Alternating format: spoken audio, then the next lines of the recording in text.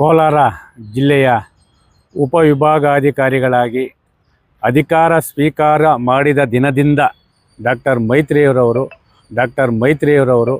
Real estate ಉದ್ಯಮಿಗಳ ಪರವಾಗಿದ್ದಾರೆ ಹೊರತು ಇಲ್ಲಿ ಕೋಲಾರ ಜಿಲ್ಲೆ ಡಾಕ್ಟರ್ ಮೈತ್ರಿಯವರವರು ರಿಯಲ್ ಎಸ್ಟೇಟ್ ಉದ್ಯಮಿಗಳ ಪರವಾಗಿದ್ದಾರೆ ಹೊರತು ಇಲ್ಲಿ ಕೋಲಾರ ಜಿಲ್ಲೆ ಡಾಕ್ಟರ್ ಮೈತ್ರಿಯವರವರು ರಿಯಲ್ ಎಸ್ಟೇಟ್ ಉದ್ಯಮಿಗಳ ಪರವಾಗಿದ್ದಾರೆ ಹೊರತು ಇಲ್ಲಿ ಕೋಲಾರ ಜಿಲ್ಲೆಯ ರೈತ ಕೂಲಿ ಕಾರ್ಮಿಕರ ಜನಸಾಮಾನ್ಯರ ಪರ ಯಾವುದೇ ರೀತಿಯ ಅಧಿಕಾರದಲ್ಲಿ ಯಾವುದೇ ನ್ಯಾಯ ಕೊಡಿಸ್ತಾ ಇಲ್ಲ.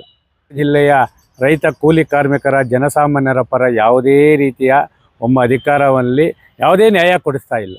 ಕೋಲಾರ ಜಿಲ್ಲೆಯ ಉಪವಿಭಾಗಾಧಿಕಾರಿಗಳಾಗಿ ಅಧಿಕಾರ ಸ್ವೀಕಾರ ಮಾಡಿದ ದಿನದಿಂದ ಡಾಕ್ಟರ್ ಮೈತ್ರಿಯವರವರು ರಿಯಲ್ ಎಸ್ಟೇಟ್ ಉದ್ಯಮಿಗಳ ಪರವಾಗಿದ್ದಾರೆ ಹೊರತು ಇಲ್ಲಿ ಕೋಲಾರ ಜಿಲ್ಲೆಯ ರೈತ ಕೂಲಿ ಕಾರ್ಮಿಕರ ಜನಸಾಮಾನ್ಯರ ಪರ ಯಾವುದೇ ರೀತಿಯ ಅಧಿಕಾರದಲ್ಲಿ ಯಾವುದೇ ನ್ಯಾಯ ಕೊಡಿಸ್ತಾ ಇಲ್ಲ.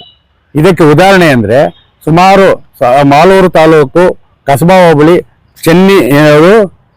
ಚೆನ್ನಿಗರಾಯನಪುರ ಸರ್ವೆ ನಂಬರ್ 6 ಅದರಲ್ಲಿ 80 ಎಕರೆ ಸರ್ಕಾರಿ ಗೋಮಾಳ ಜಮೀನನ್ನು ಅಕ್ರಮವಾಗಿ ಸಾಗುವಳಿ ಚೀಟಿ ಹೊಂದಿದ್ದನ್ನು 1982ರಿಂದ 2017ವರೆಗೂ ನಿರಂತರವಾಗಿ ವಿಶೇಷ ಜಿಲ್ಲಾಧಿಕಾರಿಗಳು, ಉಪವಿಭಾಗಾಧಿಕಾರಿಗಳು ಮತ್ತೆ ರಾಜ್ಯ ಸರ್ಕಾರದ ಮಟ್ಟದ ಎಲ್ಲ ತನಿಖೆ ವರದಿಗಳ ನಂತರ ಅದು ಸಂಪೂರ್ಣವಾಗಿ 80 ಎಕರೆಯಲ್ಲಿ ಏನು 27 ಜನ ಸಾಗುವಳಿ ಚೀಟಿ ಹೊಂದಿದೆ ಅದನ್ನು ಸಂಪೂರ್ಣವಾಗಿ ರದ್ದು ಮಾಡಿದೆ.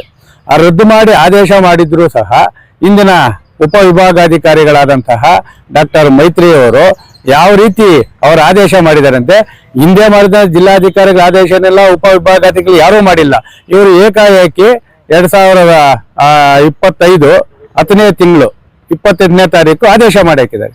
ಆ 27 ಜನಕ್ಕೆ ಸಾಗುವಳಿ ಚೀಟಿ ನೈಜವಾಗಿದೆ, ಅವರಿಗೆ ಏನೋ ಇದು ಅವರು ಭೂ ಸ್ವಾಧೀನಕ್ಕೆ ಹೋಗ್ಬೋದು ಅಂತೇಳಿ ಆದೇಶ ಮಾಡಿದ್ದಾರೆ. ಇದು ಯಾವ ನ್ಯಾಯ?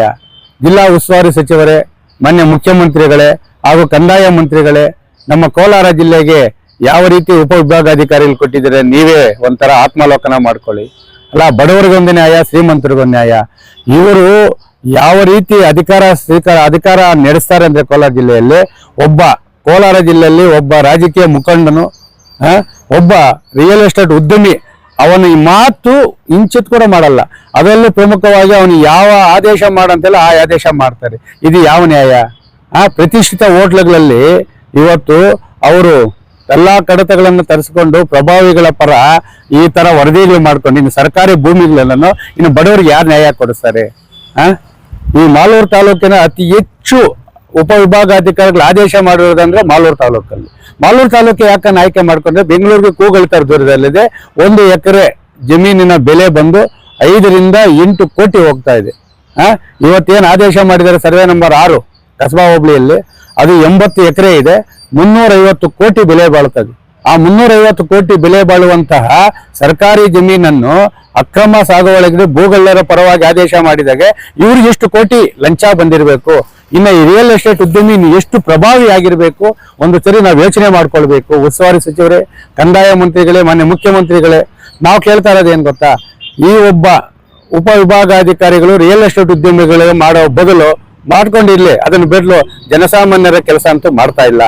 ಈ ಕೂಡಲೇ ಇವರು ಮಾಲೂರು ತಾಲೂಕಿನ ಕಸಬಾ ಹೋಬಳಿದ ಚೆನ್ನಿಗರಾಯಪುರ ಸರ್ವೆ ನಂಬರ್ 6ರಲ್ಲಿ 80 ಎಕರೆ ಅಕ್ರಮ ಸಾಗುವಳಿ ಚೀಟಿಗೆ ಭೂಗಳ್ಳರ ಪರ ಆದೇಶ ಮಾಡುವುದನ್ನು ಖಂಡಿಸಿ ಇವರ ಅವಧಿಯಲ್ಲಿ ನಡೆದಿರುವ ಎಲ್ಲಾ ರೀತಿಯ ಆದೇಶಗಳನ್ನು ತನಿಖೆ ಮಾಡಲು ವಿಶೇಷವಾದ ತಂಡವನ್ನು ರಚನೆ ಮಾಡಬೇಕು.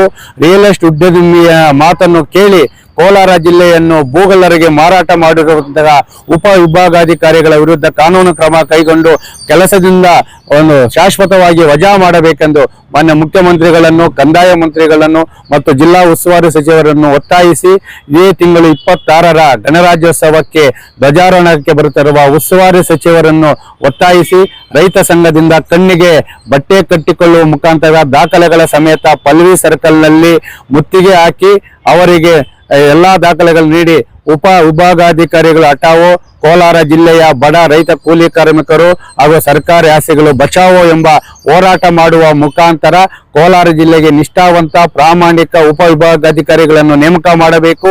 ಈ ಒಂದು ಉಪವಿಭಾಗಾಧಿಕಾರಿ ಡಾಕ್ಟರ್ ಮೊಯ್ತಿ ಅವರ ಅವಧಿಯಲ್ಲಿ ನಡೆದಿರುವ ಎಲ್ಲಾ ಆದೇಶಗಳನ್ನು ಮರುಪರಿಶೀಲನೆ ಮಾಡಿ ಆದೇಶಗಳನ್ನು ರದ್ದು ಮಾಡಲು ವಿಶೇಷವಾದ ತಂಡವನ್ನು ರಚನೆ ಮಾಡಬೇಕೆಂದೇಳಿ ಈ ರೈತ ಪರವರ ಹೋರಾಟಕ್ಕೆ ಕೋಲಾರ ಜಿಲ್ಲೆಯ ಸಮಸ್ತ ನಾಗರಿಕರು ಸಹಕರಿಸಬೇಕು.